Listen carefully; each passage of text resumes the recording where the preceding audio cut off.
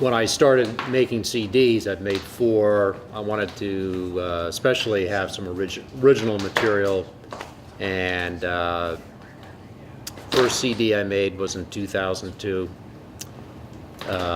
Through the Time, and so I started writing a little more in earnest back in the early 2000s. My influences, John Coltrane, Joe Lovano, Sonny Stitt, Michael Brecker, but it was also like a personal statement, and just something inside me that wanted to create and get my ideas on paper and on recordings, and be able to express myself in that way. Well, the Spiral, that's the title tune off the Summit Records release that I made back and recorded in 2009, came out in 2010. And I wanted to write kind of a suite almost. And some of my compositions, they'll start out and then just evolves as I'm writing them. And so I had an opening section that was inspired by a Stan Kenton riff, actually off of his composition Intermission Riff. And then it went to one section, and then it went to the next section, and then a third part. So it was actually 4 parts together, and in some ways it wasn't preconceived. That's just the way it evolved. And then I took those parts and I wrote a solo section that was going to be different from the melody, but freed us up a little more to solo. And that had a real kind of modal type of part, at least on the solos, where we could really open up and stretch out. Yeah, Smooth Sailing I wrote for my last release, There Was Never, Zoho Music, came out right at the end of 2015. I must say, in some ways, it was a challenge writing material for that record. But Smooth Sailing was really inspired by a certain mood or sentiment I wanted to convey, which really reminded me of something I liked to do as a teenager in the summer. I'd be on the open water off the coast of Massachusetts in my small little skiff, and just motoring across the water, sometimes by myself, and just singing at the top of my lungs. And so that's where I got the title, the Smooth Sailing. But I was looking for kind of a consonant, very melodic chord structure and melody, where it just kind of conveyed this happy, joyous type of feeling, and set it up in terms of a Latin or a samba type of feel. But the melody and the chord changes are, in my view at least, kind of lyrical, melodic, consonant sounding. Not too far out there. It's got some actually some conventional chord changes. It's got some 2/5s. It's got a E minor into an A7, and then into the E minor 7 to the D7.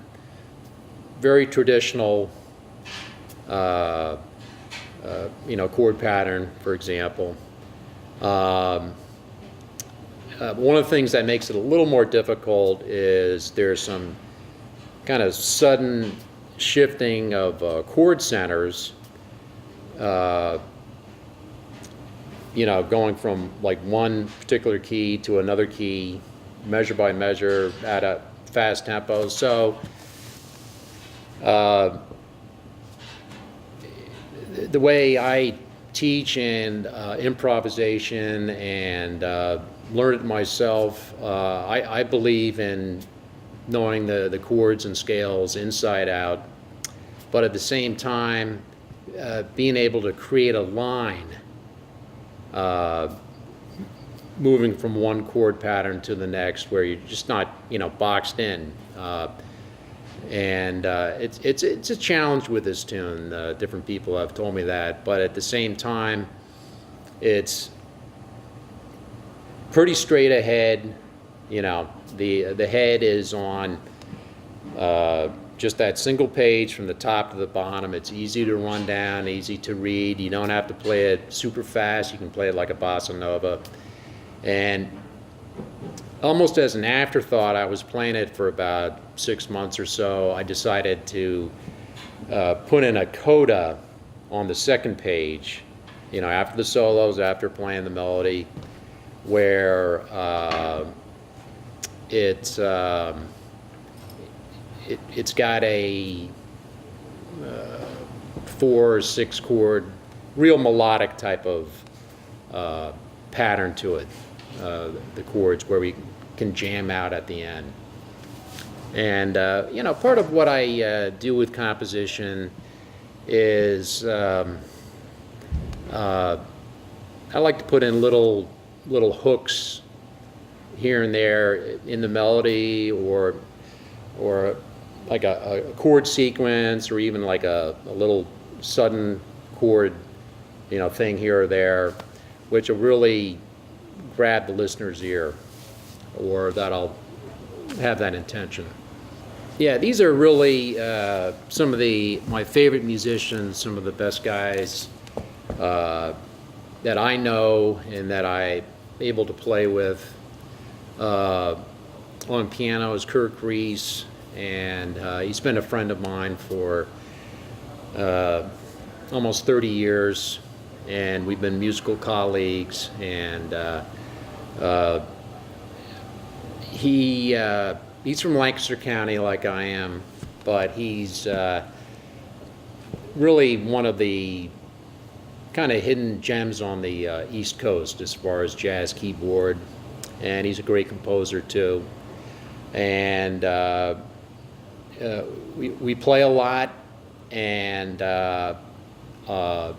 he cares about what I do, and he's a great interpreter of the music, and he's just a great jazz pianist. And on bass, Tony Marino, I've had the privilege of playing with Tony for the last several years. He was on my last 2 records. So we go back almost 10 years. And of course, a lot of people know Tony. He's one of the great bass players, I think, on the planet. Charter member of the Dave Liebman Group. Plays with a lot of different people, has toured the world. So I'm very fortunate to have him. And I know Tony, he loves to play, and he lives up there in the Poconos, Moscow, I think, a town called Moscow. But he loves to play, and fortunately he enjoys playing with me. On the drums, Dan Monahan, we've really just started playing a little bit more in the last couple of years. And of course, everybody knows Dan. He's one of the great drummers in Philadelphia and beyond. And very busy, very in demand as an educator, as a player. And he's got great ears, swings his ass off. So just very fortunate to have him tonight. We're getting our music out to people in the Philadelphia area and beyond. And for me, it's a chance for my music to be heard, read, maybe used in the school system, and it's an honor for me. And there's nothing wrong with getting more music out there to the young students in the schools, or what have you. They can benefit from it.